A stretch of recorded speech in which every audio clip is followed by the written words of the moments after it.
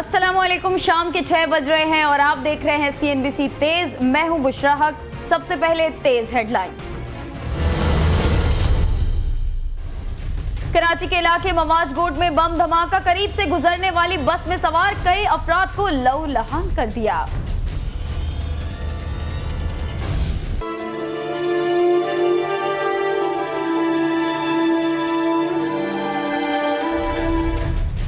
कराची में दहशतगर्दों ने इंतहा कर दी, हामला खातून की जान लेकर 2 जिंदगियां खत्म कर दी।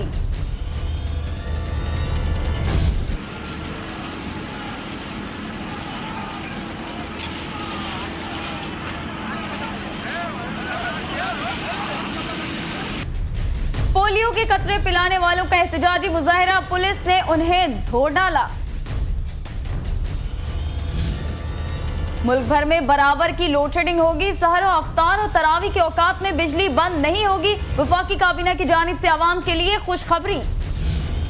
चारों सूबों में बारिश की पेशगोई, बादल खुलकर बरसेंगे। हाल खेले टेस्ट में पाकिस्तान को श्रीलंका पर 188 रन की बढ़तरी हासिल, अजहर अली ने बनाई सेंचुरी।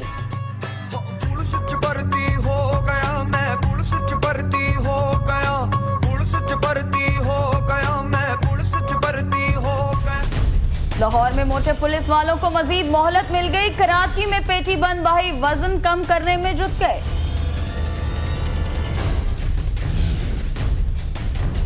लाहौर में 259 इमारतें खस्ता हाल करार, इंतजामिया मस्मार करने के लिए बेकरार। रमजान में महंगा होगा दस्तरखान, खजूर की कीमत सुनकर लोग हो जाएंगे हैरान।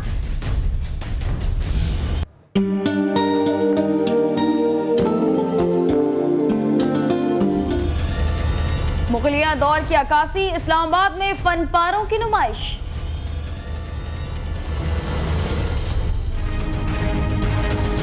हेडलाइंस आपने देखी, शामिल करेंगे तफसीलात और सबसे पहले जिक्र करेंगे उस अफसोसनाक वाक़े का जो कि आज कराची में पेश आया। कराची में स्पार्को मुलाजमीन को ले जाने वाली बस दहशतगर्दी का निशाना बनी है। मवाजगोट में बस स्टॉप पर साइकिल बम धमाके में 20 अफराद लहूलुहान हो गए। इस बारे में मजीद जानते हैं अपने नुमाइंदे खुर्शीद आलम से। खुर्शीद, बताएगा इस वाक़े के बारे में हमारे नाज़रीन को तफसील से। चलो आगे। बुशरा, अब से थोड़ी देर पहले DIG वेस्ट नईम अकरम बरोका ने गुफ्तगू करते हुए बताया है कि इस बात का जायज़ा लिया जा रहा है कि धमाका खेज मवाद की ताकत क्या थी। ताहम उन्होंने अपना ख्याल ये जाहिर किया है कि 2 से 3 किलोग्राम वजनी ये मवाद था। इंटरनली एक्सप्लोसिव डिवाइस कहलाता है ये, और ये इससे अंदाज़ा होता है कि ये बस का पिछला हिस्सा बहुत बुरी तरह मुतासिर हुआ है। प्लांटेड बम नहीं था और ना ही ये खुदकुश बम था, बल्कि ये रिमोट कंट्रोल बम था, जिसके नतीजे में जो ग्लास की इंजरीज हुई है, शीशे टूटने से ज़्यादा लोग जख्मी हुए हैं। और इस बात की तस्दीक हुई है कि 23 अफराद इसमें जख्मी हुए हैं। 40 इसके अंदर लोग सवार थे, 23 जख्मी हैं, जिनमें से 11 अभी भी हॉस्पिटल में ज़ेरे इलाज हैं। बकिया को मरहम पट्टी और इब्तदाई तिब्बी इमदाद के बाद फारिग कर दिया गया है। इस वक्त भी इलाके में पुलिस, रेंजर्स, CID और इसके अलावा दीगर हसास इदारों के आला एहलकार मौजूद हैं। इलाके को मुकम्मल तौर पर घेरे में लिया जा चुका है और मीडिया के अलावा किसी को इसके करीब आने की इजाज़त नहीं है। ये वो जगह है दूर से जो आपको नज़र आ रही है, वो असल मकाम है जहाँ पर वो धमाका हुआ बस को, और बस इसके बाद चूँकि स्पीड में थी तो यहाँ पर आकर के रुकी है। और यहाँ पर आकर रुकने के बाद यहीं से फिर उन लोगों को जो इसमें ज़ख्मी हुए थे उसमें से उतारा गया है।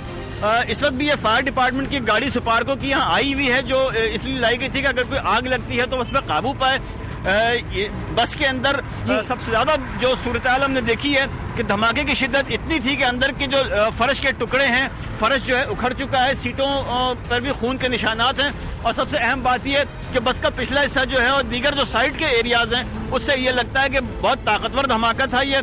ताहम बम की ताकत का हतमी अंदाजा तो बम डिस्पोजल स्क्वाड वाले बताएंगे, लेकिन जो DIG वेस्ट का कहना है कि उनके ख्याल में ये 2 से 3 किलोग्राम वजनी धमाका हो सकता है। जी बुशरा। अच्छा खुर्शीद, आपने ये तो बताया कि DIG वेस्ट ने इस बम की नौयत के हवाले से जो है तफ्तीश के हवाले से बताया, ये बताएगा क्या उन्होंने ये भी बताया कि इस बम धमाके का हदफ स्पार्को मुलाजमीन की बस ही बताई जा रही है या ये इत्तफाकिया था? नहीं, उनके ख्याल में जो उन्होंने कहा और जो अब तक हमारी मुख्तलिफ लोगों से यहाँ बात हुई है, तो ये इस बात का कवी इम्कान है कि सिर्फ ये बस ही निशाना था और जिसके नतीजे में एक राहगीर की हलाकत भी हुई है। लेकिन उनसे ये पूछा गया कि क्या किसी ग्रुप ने या किसी तंजीम ने इसकी जिम्मेदारी कबूल की है, तो उन्होंने कहा कि इस बारे में उनके पास ऐसी कोई इत्तलात नहीं है। लेकिन इससे पहले भी इसी इलाके में सुपारको और दीगर गाड़ियों पर जो हमले हुए हैं उनमें बाज़ कलदम तंजीमें शामिल थीं और उन्होंने इसकी जिम्मेदारी ली थी। लेकिन अभी हसास इदारे और दीगर जो तहकीकाती इदारे उनके अहलकारियाँ मौजूद हैं, वो इस वाक़े का मुख्तलिफ पहलुओं से जायज़ा ले रहे हैं और ये देखने की कोशिश की जा रही है कि जो बारूदी मवाद था वो उसकी साख्त और नौइयत क्या थी, ताकि उसके लिहाज से फिर अंदाज़ा किया जा सकता है कि कौन सा बारूदी मवाद, कौन सी तंजीम, कौन सा ग्रुप, कौन सा ऐसा इदारा है जो आमतौर पर तखरीबी कार्रवाइयों के लिए पाकिस्तान में इस्तेमाल करता रहा है। जी अच्छा खुर्शीद, जख्मियों के हवाले से बताइएगा कि कौन कौन से हॉस्पिटल्स में मुंतकिल किया गया है उनको? जी, इब्तदाई तौर पर जो लोग ज़ख्मी हुए थे उनमें से 6 को सिविल हॉस्पिटल में मुंतकिल किया गया था और 13 को मुर्शिद हॉस्पिटल में, जिनमें से 5 की हालत इब्तदाई तौर पर नाजुक बताई जा रही थी। लेकिन अभी DIG वेस्ट ने यह तस्दीक की है कि 11 अफराद को इब्तदाई तिब्बी इमदाद देने के बाद फारिग कर दिया गया है और बकिया लोग जो हैं अभी हॉस्पिटल में ज़ेर इलाज हैं। ज़्यादातर उनका भी ये कहना था, और ये एक दफ़ा फिर हम कैमरामैन गुलाम मुस्तफ़ा दिखाएंगे कि मुख्तलिफ मकामात पे शीशे के जो टुकड़े गिरे हुए हैं, इससे अंदाज़ा होता है कि वो जो धमाके की जो नौइयत थी उससे शीशा टूटने फटने की वजह से ज़्यादा इंजरीज हुई हैं। और इस बात की तस्दीक खुद DIG वेस्ट ने भी की है कि वो गाड़ी पर ना कोई फायरिंग की गई है और ना ही कोई इस पर बम का हमला किया गया, बल्कि कराची में स्पार्को मुलाजिमीन को ले जाने वाली गर्दी का निशाना बनी, जिससे 23 अफराद जख्मी हुए। इस बस में 40 अफराद सवार थे। अपडेट करे थे हमारे नुमाइंदे खुर्शीद आलम, आपका बहुत शुक्रिया।